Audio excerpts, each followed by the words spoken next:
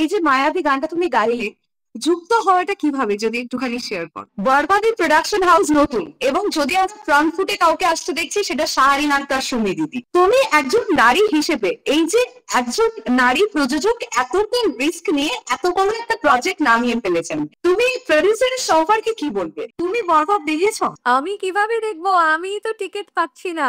আমি ইনফ্যাক্ট সেদিন ভাবছিলাম মায়াবী গানটার রেসপন্স প্রচন্ড ভালো। তো এই রেসপন্স দেখে তোমার ফিডব্যাক কি? তুমি কি বলবে? তো তোমার কি মনে হয় যে বরবাদ বাংলাদেশ ফিল্ম ইন্ডাস্ট্রিকে কতটা এগিয়ে নিয়ে গেল? পাইরেসি ব্যাপারটা কিন্তু এটা একটা নিকৃষ্টতম জিনিস, এটা একটা জঘন্য ব্যাপার। মেহেদী হাসান হৃদয় তিনি তার ছবি নিয়ে চলে এসেছেন এবং প্রথম ছবিতেই জাস্ট বোল্ড আউট। এই কম্পিটিশন, একটা হেলদি কম্পিটিশন বোধহয় শুরু হয়েছে। এই ব্যাপারটাকে তুমি কিভাবে দেখছো? এটা কখনো তোমাকে তুমি কখনো এরকম কিছু ফেস করেছো যে তুমি একচেটিয়া গিয়ে যাচ্ছ, অন্য কেউ তোমার জন্য চান্স পাচ্ছে না, এরকম কোনো কথা তোমার কানে কখনো এসেছে? তো তুমি কি বলবে, স্টার সিনেপ্লেক্স কর্তৃপক্ষের কি এখন বরবাদের এই মোমেন্টটাতে শো বাড়ানো উচিত, নাকি যে শো সংখ্যাটা তারা দিয়েছেন সেটা যথেষ্ট? রোমান্টিক গান মানেই যাই কণ্ঠস্বর আমরা শুনে অভ্যস্ত হয়ে গেছি, এবং দর্শকের চাহিদা অনুযায়ী রোমান্টিক গান হবে, তাও মেগাস্টার শাকিব খানের সিনেমার। আর কুনাল দেবীর কণ্ঠ আমরা শুনতে পাবো না, এটা যেন কেমন আমাদের কাছে একটা অবিশ্বাস্য ব্যাপার হয়ে উঠেছে। এখন বরবাদ প্রচন্ড ভালো চলছে, এবং বরবাদের যে রোমান্টিক সংটি মায়াবী, সেখানেও আমরা কোনানদের কণ্ঠস্বর শুনতে পেয়েছি, এবং খুব ভালো লাগছে আজকে কোনানদিকে আমরা আবারও পেয়েছি কোনালির এত ব্যস্ততম সময়ের মধ্যে। ফার্স্ট অফ অল বলো দিদি, তুমি কেমন আছো? আমি খুবই ভালো আছি। ঈদ মুবারক। আমাদের ঈদ তো আরো স্পেশাল হয়ে গেছে, বরবাদের মতন একটা সিনেমা সবার মনে মুখে ঘুরছে, সো উই রিয়েলি হ্যাপি। এই যে মায়াবী গানটা তুমি গাইলে, যুক্ত হওয়াটা কিভাবে যদি একটুখানি শেয়ার কর। বরবাদির মায়াবী গানটার জন্য যুক্ত হয়েছি। গানটা যে গাইবো এটা ঠিক ছিল আগে। আগে ইনফ্যাক্ট যখন শুটিং হচ্ছে তখনই বলেছিল, অ্যাপ্রোচ করেছিল ডিরেক্টর আমাকে।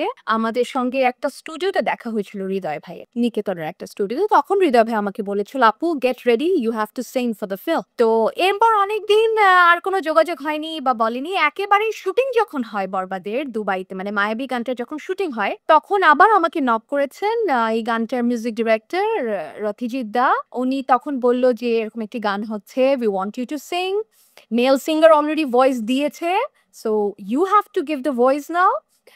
আমি লিরিক আর গান দুটোই পাঠাচ্ছি। তখন আমি গানটা শুনলাম and that's how I was on board. এই যে ধরো রথিজিতা কলকাতা থেকে কম্পোজিশনটা করে তোমাদেরকে পাঠালেন, আর তোমরা বাংলাদেশে রেকর্ড করলে, এই পুরো ব্যাপারটা কিভাবে চলে? মানে যদি একজন কম্পোজার সামনে না বসে থাকেন, তুমি যখন টেক দিচ্ছ, পুরো ব্যাপারটা কিভাবে হয়? খুবই ডিফিকাল্ট জানো, মানে কারণ হচ্ছে director, he is the director, উনি ডিরেক্ট করবেন, ওই অনুযায়ী আমরা এক্সপ্রেশনস দিব, রাইট? তো তাকে যখন আমরা সামনে না পাই, তখন আমি যেটা করি সেটা হচ্ছে, ইনফ্যাক্ট আমাদের সবগুলো রেকর্ডিংয়েই ডিরেক্টরের সঙ্গে না থাকলে আমরা গান অল্প অল্প করে গেয়ে গেয়ে পাঠাতে থাকি। উনি শুনেন, শুনে সেটাকে কারেকশন দেন, আবার সেটাকে আমরা ডাব করি। এর মাঝখানে ওয়েট থাকে। যেমন আমি যখন রেকর্ড করছি তখন শ্রদ্ধেয় ডিরেক্টর ওয়েট করছেন, আবার উনার ফিডব্যাকের জন্য আমিও স্টুডিওর মাইকের সামনে দাঁড়িয়ে আছি যে এই লাইনটা হলো কিনা, উনি ফিডব্যাকটা দিবেন। তো এভাবে অনেক সময় লাগে, এটা সময়ের সাপেক্ষ একটা ব্যাপার, ওভাবেই হয়। বরবাদের চারিদিকে সবাই বলছেন টিকিট নেই, টিকিট নেই, তুমি বরবাদ দেখেছো? আমি কিভাবে দেখবো? আমি তো টিকিট পাচ্ছি না। আমি ইনফ্যাক্ট সেদিন ভাবছিলাম যে আমার ফ্যান পেজে লিখি যে কারো কাছে কি টিকিট হবে 15টা, আমরা 15 জন মিলে গিয়ে দেখবো। একটু আমাকে দেন, আপনারা একটু পরে দেখেন, আমি তো দেখে নিই। সবাই যে এত প্রশংসা করছে, আমি তো অপেক্ষা করতে পারছি না। এত চমৎকার একটা সিনেমা, সুন্দর গল্প, অসাধারণ ভাবে নির্মিত, আম, দারুণ ব্যাকগ্রাউন্ড মিউজিক, সব গানগুলো। তো আমার আমার মনে হচ্ছে যে সেই প্রিয়তমার সময় মেগাস্টার শাকিব খান এবং ইথিকাকে আমরা একসঙ্গে দেখেছি, সেই কেমিস্ট্রি আবার আমরা 2 বছর পর বরবাদে পেলাম। তো টিকিটস একেবারেই পাচ্ছি না আজকে পর্যন্ত। আজকে দুপুরেও আমি অনলাইনে সার্চ করছিলাম, আমার টিমকে বলছিলাম can you please search, but no ticket. So it's good and bad. যখনই পাবো তখনই আমি দেখতে যাব। মায়াবী গানটার রেসপন্স প্রচন্ড ভালো। আমি যদি ভুল না করি, সবচেয়ে তাড়াতাড়ি 1 মিলিয়ন ভিউজ হয়েছিল। মায়াবী। তো এই রেসপন্স দেখে তোমার ফিডব্যাক কি, তুমি কি বলবে? রেসপন্সটা দেখে আমার ফিডব্যাক হচ্ছে যে এমনিতে আমার মনে হয়েছিল যে গানটা কিন্তু ঠিক সময় আসেনি, গানটা আরো আগে আসা উচিত ছিল, কিংবা ঈদের দিন আসলেও সেটা সকালের দিকে আসা উচিত ছিল। হ্যাঁ, এরপরে তো সবাই আসলে ঈদে নানান কাজে ব্যস্ত হয়ে যায়। তো ইভেন দেন সবচেয়ে কুইকেস্ট ইউটিউবে একটি মাত্র চ্যানেলে গেছে, যে চ্যানেলটা কিন্তু খুব যে পরিচিত ব্যাপারটা তা না, আমি এটা বিভিন্ন ইন্টারভিউতে বলেছি। অন্যান্য যে গানগুলো আসছে সেসব চ্যানেল কিন্তু অলরেডি ল্যাক্স এন্ড মিলিয়ন্স ওদের subscribers, but real energy productions এর কিন্তু সেটা ছিল না। এরপরেও কুইকেস্ট 1 মিলিয়ন হয়েছে আই থিঙ্ক 20 আওয়ার্স, 20 ঘন্টায়। তো খুবই ভালো লেগেছে। আম, এবং মানুষের এই ফিডব্যাকটা, এই ভালোবাসাটা খুব এনকারেজিং। বরবাদের মতন এরকম একটা হাই বাজেটের ফিল্ম, এত ভালো এক্সিকিউশন, বরবাদ আমরাও দেখেছি, একটি স্পেশাল স্ক্রিনিং আমাদের জন্য অ্যারেঞ্জ করে দেওয়া হয়েছিল। তো আমি তো দেখে কি বলবো, এত প্রাউড ফিল করছি যে একটা বাংলা সিনেমার এক্সিকিউশন লেভেল এত হাই। তো তোমার কি মনে হয় যে বরবাদ বাংলাদেশ ফিল্ম ইন্ডাস্ট্রিকে কতটা এগিয়ে নিয়ে গেল? যে কোনো ভালো কাজই একটা ইন্ডাস্ট্রিকে এগিয়ে নিয়ে যায়, কিন্তু যে কোনো একজনের ভালো কাজও কিন্তু গোটা ইন্ডাস্ট্রির জন্য ভালো। এটা আমরা যত তাড়াতাড়ি বুঝতে পারি, আমাদের উপলব্ধি হবে, আমি মনে করবো যে ততই আমাদের একটা ম্যাচিওর মুভ হবে। তো বরবাদের মতন অ্যাকর্ডিং টু দি অডিয়েন্স, এটা আমার কথা না, দর্শক অনুযায়ী এটা একটা ইন্টারন্যাশনাল মানের নির্মাণ হয়েছে, গল্প হয়েছে, একটা প্রোডাকশন হয়েছে। তো এমন একটি প্রোডাকশনকে যখন আমরা আরো হতে দিব, আমরা যখন আরো এনকারেজ করব, তখনই কিন্তু আমাদের বাংলাদেশের ঢালিউড ইন্ডাস্ট্রি, কিংবা আমি ওপার বাংলাও যদি বলি, সেই আমাদের পুরো বাংলা ইন্ডাস্ট্রি কিন্তু আরো এগিয়ে যায়। কারণ আমরা তো অ্যাকচুয়ালি কম্পিট করছি কিন্তু বাইরের ইন্ডাস্ট্রির সঙ্গে। আমাদের গান, আমাদের কাজ, আমাদের অভিনয় সব কিন্তু বিশ্বের নানান ভাষার মানুষেরা দেখছে, যেমন তাদেরটা আমরা দেখছি, ঠিক তো? তো আমাদের এই যে কম্পিটিশন হচ্ছে, এই কম্পিটিশনে এগিয়ে থাকার জন্য, নিজেদের আরো ভালো কাজ দেবার জন্য আরো অনেক এনকারেজমেন্ট আমাদের কিন্তু প্রয়োজন, ডিসকারেজমেন্ট না, এবং সহযোগিতা প্রয়োজন, এবং এই রকম আরো অনেক অনেক অনেক অনেক ফিল্মস হওয়া প্রয়োজন। এই যে জাস্ট আমরা বরবাদ মুক্তির আগের মোমেন্টটাই যদি দেখি, রিলিজ নিয়ে একটা অনিশ্চয়তাও চলে এসেছিল, এবং আমরা দেখতে পেয়েছি যে সেন্সর হওয়া নিয়ে একটা ঝামেলা, এবং সেখানে সাকিবিয়ানদের একদম অফিসের সেন্সর সার্টিফিকেশন বোর্ডের অফিসের সামনে গিয়ে তারা তাদের মতন করে বলেছে। তোমার কি মনে হয় কোথাও গিয়ে এটা কি একটা ভালো সিনেমাকে আটকে দেবার ব্যাপার, নাকি মেগাস্টার শাকিব খানকে কোনোভাবে আটকাবার চেষ্টার ফলে এগুলো ঘটান? আমার আসলে আইডিয়া নেই তাদের কি এরকম নেগেটিভ কোনো উদ্দেশ্য ছিল কিনা। এটা আমি আমি আশা এবং আমি বিশ্বাস করতে চাই এমন কোনো উদ্দেশ্য তাদের ছিল না। আমার বিশ্বাস তাদের ভালো কোনো উদ্দেশ্য ছিল। শেষমেশ তারা দিয়েছেন। হ্যাঁ, সেটা। তবে একটি কথা আমি বারবার বলতে চাই, উম যেটা আমি আমার স্ট্যাটাসও দিয়েছিলাম, যে ইতিপূর্বেও কিন্তু আ আমাদের দেশের রত্ন, আমাদের বাংলার রত্ন মেগাস্টার শাকিব খান, তাকে আটকানোর অনেক চেষ্টা হয়েছে। সেটা সার্বিকভাবে, সেটা ইন্ডাস্ট্রি ওয়াইজ, সেটা পারিবারিকভাবে, সেটা নানানভাবে। কিন্তু আসলে মানুষ তো তার সঙ্গে আছে, তার সঙ্গে মানুষের সাপোর্ট আছে, তার সঙ্গে মানুষের একদম নিঃস্বার্থ ভালোবাসা আছে। তো যে কারণে সেটা কোনোদিনও সম্ভব হয়নি, এবং আমি আশা করি যে কোনোদিনও সেটা হবে না। ভালো কোনো উদ্যোগকে, ভালো কোনো মানুষের কাজকে, ভালো একজন আর্টিস্টকে, তার আর্ট ফর্মটাকে আমরা যদি এনকারেজ নাও করি, সেটা বন্ধ করে দেওয়ার এখতিয়ার কারো থাকা উচিত না, এবং সেই মন মানসিকতা থাকা উচিত নয়। বরং তাকে হেল্প করতে না পারলে আমরা চুপ করে থাকি, বাট তাকে থামিয়ে দেওয়ার যে প্রবণতা বা ইচ্ছা, সেখান থেকে কিছু করা উচিত বলে আমি মনে করি না, সেটা কারোর জন্য ভালো হয় না। এই যে বরবাদ এত বড় বাজেটের একটা ফিল্ম, এবং পারলেসি একটা সিনেমাকে প্রবলভাবে ক্ষতির সম্মুখীন করে, মেগাস্টার শাকিব খানের যে কোনো সিনেমা রিলিজ মাত্রই আমরা এটা দেখতে পাই যে প্রবল হারে পাইরেসি, মানে ভিডিও ক্লিপ তো ফেসবুকে হামেশাই ঘুরে বেড়াচ্ছে, সেটা বরবাদের ক্ষেত্রেও হয়েছিল। রিসেন্টলি বোধহয় একটু কম দেখতে পাচ্ছি। তো এই পাইরেসি ব্যাপারটা নিয়ে তুমি কি বলবে? পাইরেসি ব্যাপারটা কিন্তু আমাদের সঙ্গীতাঙ্গনেও আমরা ভুগেছি সিডি রিলিজের সময়। হ্যাঁ, এটা একটা নিকৃষ্টতম জিনিস। এটা একটা জঘন্য ব্যাপার। সামান্যতম কি বলবো? বোধ কারো ভেতর কাজ করলে আ এটা করা সম্ভব নয়। হ্যাঁ? কিছু হয়তো কোনো টাকার কারণে কিংবা অন্য কোনো উদ্দেশ্যর কারণে কেউ যদি এটা করে থাকে বা যারা এটা করেছে তাদের আমি মানে ধিক্কার জানাই। এটা খুবই কি বলবো? আ not a very brave move. এটা আ খুবই ছোট একটা মুভ। অ্যান্ড আই হোপ যে এটা তারা করবে না কখনোই কারো ক্ষেত্রেই। সেটা শুধু 'বরবাদ' কিংবা শাকিব ভাইয়ের ফিল্মের ব্যাপার না। কারো ক্রিয়েটিভ ওয়ার্ক খুবই আম আপন, খুবই কষ্টের, খুবই আদুরে একটা ব্যাপার, হ্যাঁ? তো সেটাকে যখন কেউ এভাবে নষ্ট করতে চায়, আ সেটার ব্যাপারে আমার ধিক্কার as an artist and as a human being, as a viewer এবং I would urge everybody যারা এই লাইফটা দেখছেন, প্লিজ ডোন্ট ডু দ্যাট। সেটা যেকোনো আর্ট ফর্ম এর ব্যাপারে, সেটা একটা সিনেমা, একটা গান, একটা বই, একটা হোয়াটএভার ইট ইস, এটা করবেন না। এটা কোনো সাহসিকতার ব্যাপার না। যদি রিসেন্ট টাইমে দেখি সবচাইতে সাকসেসফুল ডিরেক্টরের নাম যদি বিফোর বরবাদ করতে হতো তাহলে আমরা রাইভান রফি ভাইয়ার নাম করি, যিনি একটা সিনেমা আনলেই দর্শক মোহিত হয়ে যায়। তো এখন আমরা এটাও বলছি অনেকেই যে মেহেদী হাসান হৃদয় তিনি তার ছবি নিয়ে চলে এসেছেন এবং প্রথম ছবিতেই জাস্ট বোল্ড আউট। এই কম্পিটিশন, একটা হেলদি কম্পিটিশন বোধহয় শুরু হয়েছে। এই ব্যাপারটাকে তুমি কিভাবে দেখছো? আমি একটু মনে করিয়ে দিতে চাই, এই যে ধারাবাহিকতাটা, সাকসেস অ্যান্ড মানুষের সিনেমামুখী হওয়ার ব্যাপারটা, এটা কিন্তু শুরু করেছিল আমাদের তপু ভাই। লিডার আমি বাংলাদেশ দিয়ে। তখন থেকে কিন্তু একটা জোয়ার শুরু। তো তপু ভাই যখন এটা শুরু করেছে তার পরপরেই কিন্তু এসেছে তোমার প্রিয়তমা। প্রিয়তমার ঠিক পরপর এসেছে রাজকুমার। রাজকুমারের ঠিক পরপর এসেছে তুফান। তুফানের পরপর এসেছে বরবাদ। ইউ সি কার্ভটা কিন্তু ওখান থেকে শুরু হয়ে রাইজিং, হ্যাঁ, এবং ইটস গোইং অন। তো এটা এক্সেলেন্ট এবং দেশের জন্য, ইন্ডাস্ট্রির জন্য, আমাদের সবার জন্য, ইনফ্যাক্ট সঙ্গীতাঙ্গনের জন্য এই হেলদি কম্পিটিশনটা ভেরি গুড। এবং কম্পিটিশন সবসময় হেলদি হোক, নট আনহেলদি। অন্তত এটা আমি বিশ্বাস। সেখান থেকে ভালো। মায়াবী গানটা দর্শক বা শ্রোতা যারাই দেখছেন বা শুনছেন তারা বলছেন যে তোমার সঙ্গে ইমরান মাহমুদুল ভাইয়ার জেলিংটা, কণ্ঠের যে ম্যাচিংটা, এটা খুব সুন্দর লাগছে। তোমাদের দুজনের ব্যক্তিগত জীবনে বন্ধুত্বটা কতটা স্ট্রং? Very strong. আমরা দুজনেই একই রিয়ালিটি শো এর। এবং ও আমার প্রথম আসরের 2008 এর এবং আমি 2009 এর। সো ওর সঙ্গে আমার পরিচয় অনেক আগের থেকে এবং আমরা অনেক আগের থেকে একসঙ্গে প্লেব্যাক। তো we have a very strong bond and very good friendship এবং আমরা একসঙ্গে সুরমা, সুরমা বলো বা মেঘের নৌকা বলো বা এখনকার মায়াবী বলো, আমরা দর্শকের অনেক ভালোবাসা কিন্তু পেয়েছি আমাদের গানে। So yeah, we have a very good friendship as well. এই যে আমাদের একটা ধারণা বলবো না, এটাই ঘটছে।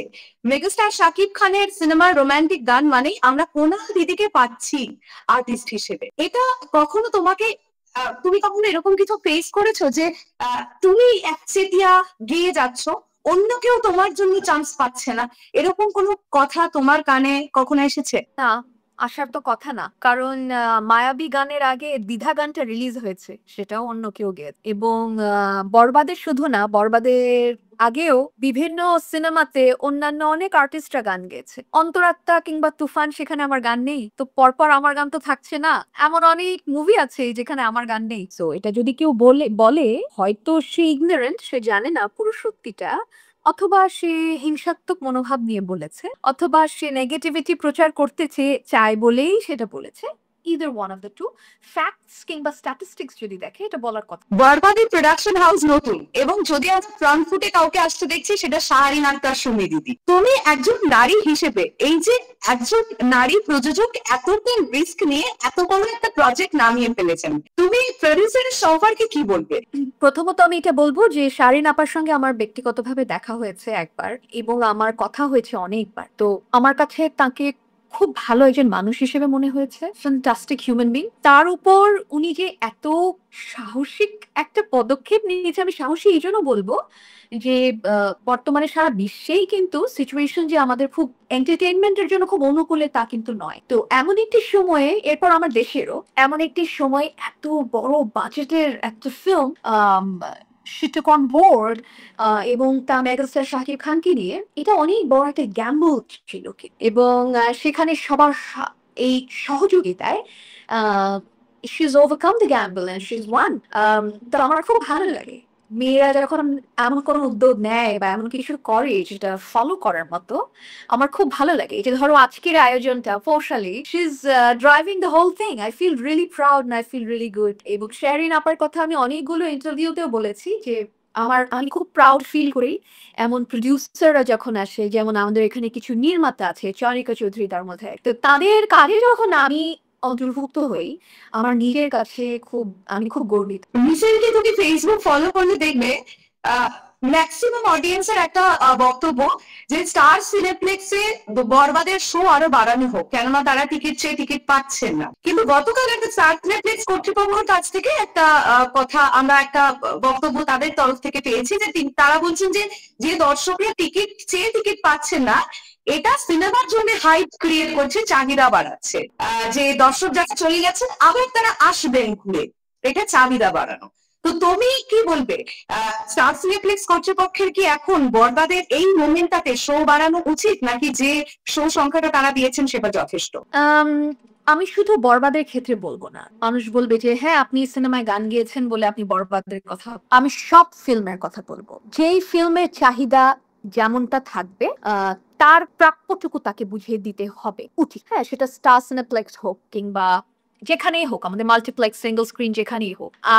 কৌশলে তুমি জানো কিনা বা খেয়াল করেছো কিনা, আমি মাঝে মাঝে ঢাকার বাইরের শোতে যখন যাই, তখন দেখি যে শাকিব খানের পুরোনো ফিল্মের পোস্টার কোন একটা মফস্বল শহরের সিনেমা সিঙ্গেল স্ক্রিনের সামনে ঝুলছে। সেটা কিন্তু অনেক আগের ফিল্ম, সেটা রিসেন্ট টাইমসের ফিল্ম ব্যাপারটা তাও না। প্রিয়তমার পোস্টার আমি এখন পর্যন্ত দেখি। তার মানে কি? তার মানে চাহিদা আছে, অডিয়েন্স চাইছে, তো তারা সেটা ডিসপ্লে করছে। তো যেই ফিল্মের চাহিদা আমার যতটুকু থাকবে, এন্ড অফ দ্য ডে আমি শুধু বিজনেস করছি ব্যাপারটা তাও না, কিন্তু আমার দেশীয় কাজের প্রতি আমার যে একটা দায়বদ্ধতা, সেটাও তো থাকতে হবে। বিজনেস অ্যান্ড মাই এথিক দুটোই আমি যখন করবো, তখন তো অডিয়েন্সের পক্ষ থেকে কিংবা আমার ক্লায়েন্টদের, আমার কাস্টমারদের তরফ থেকে আমার প্রতি আরো চাহিদা বাড়বে। মানে এটা শুধু ফিল্মের চাহিদা না, স্টার সিনেপ্লেক্সের প্রতিও মানুষের রিটার্ন কাস্টমার্স হবে তাদের কাজের অনুযায়ী।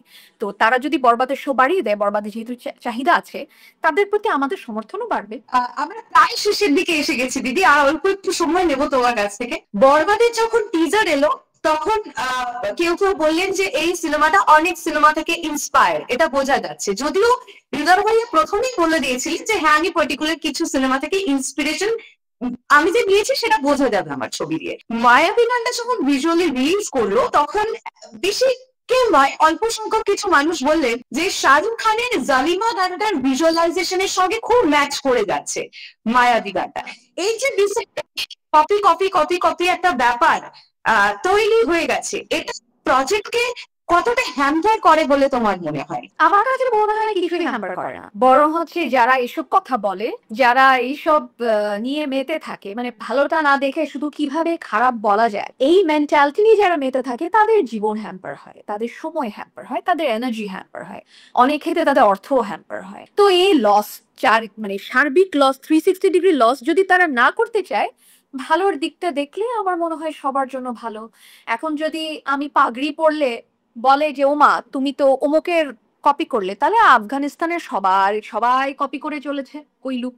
দিদি, মায়াবী গানটা তো তোমার কাছ থেকে একটু শুনতে চাইবই, কিন্তু তার আগে তোমার কাছে জিজ্ঞাসা করতে চাই যে বরবাদের যতগুলো গান তুমি শুনেছো বা আমরা শুনেছি, সবচাইতে ভালো কোন গানটা তোমার কাছে লেগেছে? বরবাদের সব গান তো মনে হয় এখন আলাদা করে রিলিজ দেয়নি, আমি জানি না, যতদূর আমি জানি যে আলাদা করে রিলিজ হয়নি এখনো। তো সব আসলে তারপর আমি বলতে পারবো আসলে শ্রোতা হিসেবে আমার কোন গানটা সবচেয়ে ভালো লাগে। থ্যাংক ইউ সো মাচ দিদি। চলে যাওয়ার আগে প্রতিবারের মতন এবারেও অনুরোধটা আছে, একটু মায়াবী গানটা যদি দর্শকদের জন্য যতটুকু তোমার ইচ্ছে হয় যদি একটু গাও আমাদের জন্য। ওকে, যেহেতু শেষ, আমি এটুকু বলতেই চাই যে মায়াবী গানটায় দর্শক এবং শ্রোতার এত ভালোবাসা পেয়েছি, তাদের প্রতি বরাবরের মতোই আমি অনেক অনেক কৃতজ্ঞ। এবং আমার অনেক ভালোবাসা এবং শ্রদ্ধা আমার দর্শক এবং শ্রোতার জন্য। এবং সরোদ ভেঞ্চার্স, না মিউজিক ভেঞ্চার্স, আপনাদেরকেও অনেক অনেক ধন্যবাদ, যারা হোল টিম, সবাইকে অনেক অনেক ধন্যবাদ। You are doing an excellent job, এবং এই ভালোবাসাটাই আমাদের সবচেয়ে বেশি কাম্য। রাইট, সো মায়াবিতা হচ্ছে লিখেছেন রিতম সেন, আর সুর এবং সঙ্গীত আয়োজন রথিজিৎ দা, আমি আর ইমরান গেয়েছি সঙ্গে।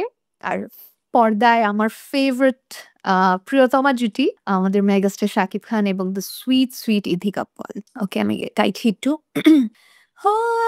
হয়েছি আমি তোর যে কখন পড়ে না রে মনে, ঘেউ হয়ে তোর চোখের সাহারায় যাইব তোর প্রাণের গোপনে। হো, কবে তুই আমার হবি, আমাকে নিয়ে নিবি জোর করে, তোর করে বলে নাম নাই। That's it. অসাধারণ অসাধারণ, যখনই শুনি তখনই ভালো লাগে। দিদি চলে যাওয়ার আগে বলতে চাই তোমাকে Thank Eid you so Mubarak, much, এবং Purshali. সকল দর্শকরা যারা এতক্ষণ ধরে আমাদের এই অনলাইন পডকাস্টটি বা ইন্টারভিউটি দেখলেন, সকলকে জানাতে চাই ঈদ মুবারক। আর দর্শকদের উদ্দেশ্যে তুমি বরবাদ নিয়ে কি বলবে বলেই আমরা শেষ করব। Thank you so much Poushali, তোমাদেরকেও ঈদের অনেক অনেক শুভেচ্ছা। তোমরা ভালো থেকো এবং stay like this forever. Thank you দিদি, Okay, thank take you so care, much দিদি, Purshali. Thank No you, problem. Thank you, Okay, bye bye. Bye. By.